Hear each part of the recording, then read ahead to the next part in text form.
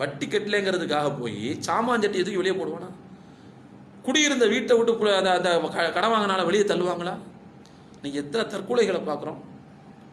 மானத்துக்கு அஞ்சு வட்டிக்கு கடன் வாங்கிட்டு மானத்துக்கு அஞ்சு கட்ட முடியாமல் இப்படிலாம் ஆயிடக்கூடாதுங்கிறதுக்காக வேண்டி தூக்குறவங்களை எத்தனை பேரை பார்க்குறோம்ல. இந்த நெருக்கடிக்குள்ள அந்த மனிதனை ஆக்கினது யாரு? இவனுக்கு ஏற்பட்ட பைத்தியம் தான். வட்டிக்கு கொடுத்தான் பாருங்க, அவனுக்கு இருந்த பைத்தியம். வாழும்போது ஒரு விதமான பொருளாதார வெறி மயக்கத்தில் ஒரு விதமான பைத்தியத்தில் தான் வாழ்ந்துக்கிட்டு இருக்கான். அப்படி வாழ்ந்துக்கிட்டு இருக்கும்போது அப்படி தான் அவன் இறந்தும் போவான்.